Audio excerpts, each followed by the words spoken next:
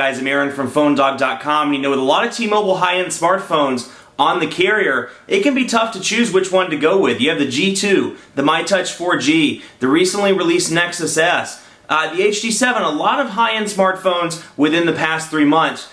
How do you decide? You look at our dogfights. That's what you do. Google Nexus S, T-Mobile G2, two high-end devices. This one was released yesterday, December 16th. This one was released a couple of months ago. Both are great devices. This one's HSPA Plus capable. This one's not HSPA Plus capable, but it's a Google Experience device, so you get Android 2.3 or Gingerbread. Which one's the best? Which one has the best feature set? Which one's the most awesome, awesomest, whatever? We'll find out in the dogfight. First, special thanks to our friends at Best Buy Mobile for hooking us up with two of these, total of 4 for use on One Paw Bandit giveaway, because really we like to give you stuff. Best Buy Mobile, they provide us with phones so we can give away good stuff to you in our contest. One thing I like about Best Buy Mobile, you walk in to buy these devices, which this one's only available at Best Buy Mobile anyway. You walk in to buy the devices and you don't have to worry about mail-in rebates. You walk out paying the after rebate price. Don't deal with messy paperwork, waiting 8 to 10 weeks. Come on, this is the holidays. We're all stressed out. The less paperwork, the better, and it's at Best Buy Mobile. Enough of that, let's get into the dogfight.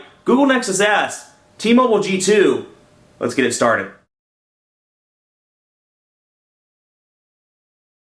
So let's take a look at the Android market. You know, it hasn't actually updated on the Nexus S yet. You can see that it's still in the Android, the old Android market, but on the G2 it has. And this is what's rolling out across the board. So ironically, the newer device hasn't gotten it yet, but the older one has. So we're going to ignore you, Nexus S. We're going to ignore you.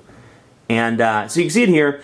And here's what it looks like. You know, minor color revision, not a huge deal by any means, but you can scroll through the apps here, and you can go back and select apps, games, or T-Mobile, and then search. So again, you know, not major, but something to point out. Now, one of the most major changes between 2.2 and 2.3, if you can even call it a major change, is the phone application. You can see that it's slightly different. Up here, you can see that they're island keys, and you can see that there's still island keys on Android 2.3, but there are no physical buttons. There's the typical lines below. So here's what it looks like on all the older devices that you remember. A little bit of a change. I like the black backdrop is a nice touch. And the colors, again, because it's a Super AMOLED display, very vibrant. There, you have your typical call log, contacts, and favorites in both of these devices. So that's a nice touch.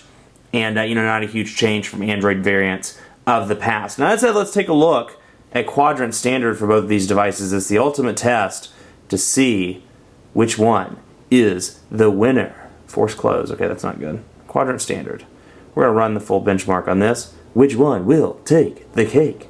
Run full benchmark, run full benchmark. Now, I should warn you, for whatever reason, quadrant standard hasn't been running well on the Nexus S. I don't know if it's compatibility issues with Android 2.3 or what it is, but it hasn't been working well in my test, so we may have to restart it again on the Nexus S. Now that said, call quality on both of these devices has been very good. I've been very pleased with call quality on both of these. The earpiece, surprisingly, is very loud on both of these, just like the Galaxy S line. The Nexus S is fantastic, and the G2, surprisingly good as well. I had to turn down the call quality on both of these actually, so it was a good touch there. Speakerphone, great as well. Took both of these to T-Mobile dead spot. Excuse me, both of these to T-Mobile dead spot, and I think I'm getting sick. So anyway, both of these to T-Mobile dead spot finally, and was very pleased with both. Both were very choppy. The T-Mobile G2, there was a period where I thought I was going to drop the call, but I actually didn't. So that was a good thing. 1435 on the G2. Let's run the full benchmark again on quadrant standard. The Nexus S and see what we come up with. So I finally ran on the Nexus S, and the score is 1700. So 1700 to 1435 on the G2. The Nexus S wins the cake there. Let's take a look at the speed test as well, because no dogfight would be complete without a speed test. Particularly interesting one here, because this is an HSPA device. This is an HSPA Plus device. So this runs T-Mobile's 4G, or without the quotes, 4G if that's what you think it is. It's running 4G. This is running T-Mobile's 3G. And it's interesting because I've actually gotten some incredible scores with the Nexus S, so it'll be interesting to see which one takes the cake. We'll wait for this to load up. We'll begin the test. Bam, bam.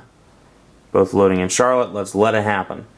We'll see here which one wins the prize.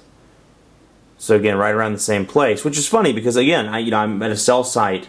There's a cell site right outside of my window. HSPA Plus enabled.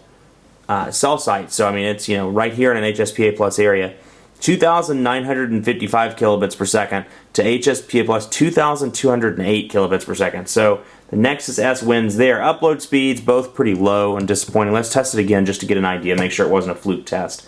That said, it's past rush hour time, so can't really blame it on too much network traffic. So we'll take a look here. 2,063 kilobits per second on the Nexus S, 1,562 kilobits per second on the G2, and then on the upload, 214 kilobits per second on the Nexus S, 232 on the G2. So the G2 is winning on the upload, Nexus S is winning on the download. Have to give it to the Nexus S because given that this is a non-HSPA Plus device, those are pretty good speeds. Very impressed there. Just looking at the build quality, it's going to be a love or hate thing with the Nexus S before I jump to the end. Because you look at this and it's very much like the Galaxy S line. It's very plasticky and it's very sturdy, don't get me wrong. There's no creaking, there's no issue with the build.